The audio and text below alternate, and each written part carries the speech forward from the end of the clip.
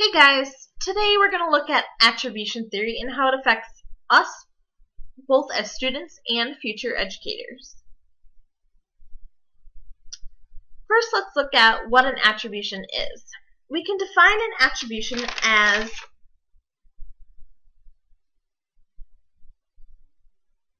personally constructed explanations of failures and successes in a person's life. So, in other words, it's how a student views the ways that he or she achieved their goals. There are various forms of attributions, but for right now we're just going to look at the locus of control, or also known as the internal locus of control. So the locus of control is only viewed as things within a person. This has nothing to do with outside factors. So, for an example, the locus of control is when a child gets a strike in bowling, and he or she says that they got this strike because of their constant practice, not because they had anything to do with the outside world. It's all within them. They strive to practice, therefore they did well in bowling. Other variations of attributions. Let's look at stability.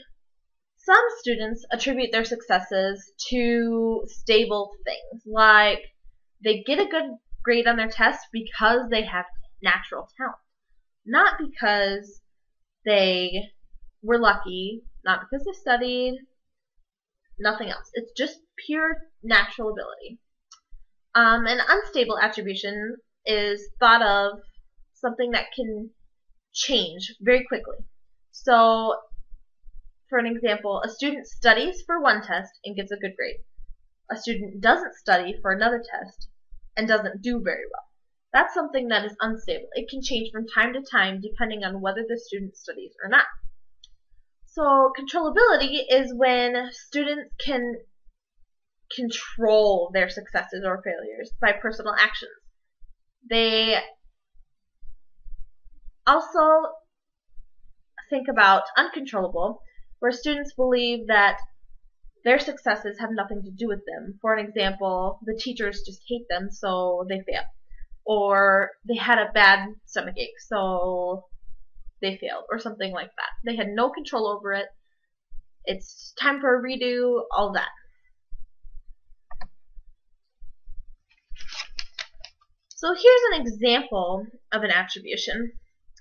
And I got this out of the textbook, but I found my image from GoComics.com. So let's take a look at this a little closer. It says, and remember kids, if you play to the best of your ability and still lose the game, just blame it all on the umpire. So what this is saying is that even though you tried your hardest, you weren't going to win because the umpire was the one making the calls, making all the judgments. This kind of sets our kids up for not taking responsibility, I think. It kind of exemplifies to them that, oh, well, I didn't do well because of them. It's not my fault. I had nothing to do with it. So I can just keep on working how I'm working and not improve my skills or any of that because none of this was my fault. That's kind of what this comic is saying. So let's now look at how attributions affect a student in the classroom. Most times, students are not willing to take responsibility for their actions. They are willing to act but not receive the consequence. So they're okay with failing a test by not studying, but they still want an A. It doesn't really make sense. So our job as educators is to kind of turn this around and make our students responsible for their actions. This is not only just for the classroom, this goes for practices, games, concerts, you name it, plays, anything. If the students don't put in their effort, they're not going to get out what they want. So we have two types of students, successful students and unsuccessful students. Our successful students are the students who take responsibility for their actions. We love these students because they know if they don't work hard in their classroom, they're not going to get good grades. They're not going to achieve the goals that they have. Our unsuccessful students are kids who take a test without studying and say, oh, I failed that only because the teacher hates me. Or maybe they did study and they'll say, oh, clearly I studied, but the teacher hates me, so there was no way I was going to pass that test anyways. Or maybe they didn't study and passed it, and they're like, whew, I got lucky on that one. Just kind of, they don't take responsibility for their actions. They chalk it up to something else other than themselves. What can I do as an educator? So we are held responsible for our students' actions. And we want our students to be responsible, know that their actions have consequences, and that they needed to grow and develop if they haven't been successful students. So in the classroom, we can work with our unsuccessful students by creating a game plan, basically. If there is maybe a student who struggles in one content area but not the other, and they think they're just terrible at that subject, for example, maybe they are awesome readers but struggle in math, that would have been me. The students could say to the teachers, you know, I'm just not good at this, I have no natural ability, I'll never get this. But we as teachers have to make our kids want to learn. So one way we can do that is by setting goals in our classroom for that specific content subject. So maybe setting up a conference time with the kid during recess, after school, before school, something like that, that says, okay, these are your goals for this subject. We'll look at these goals again at the end of the quarter and see how you progressed. This gives the student a responsibility. They know that you're watching, they know you're paying attention, and they know you want to see improvement.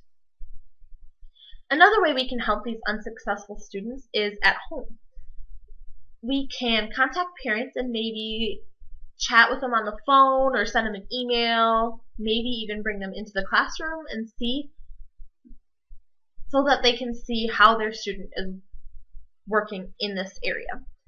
And once they realize that their student needs help, they are maybe going to be willing to take some responsibility of their own and have their kids do some chores around the house, like washing dishes, taking out the trash, making sure their room is cleaned up. Just making sure that the student is given responsibility and being held responsible will create a successful student. Knowing that there are consequences if they don't complete a task will make them very aware of what is going on around them. So now I want you guys to take a look at this article.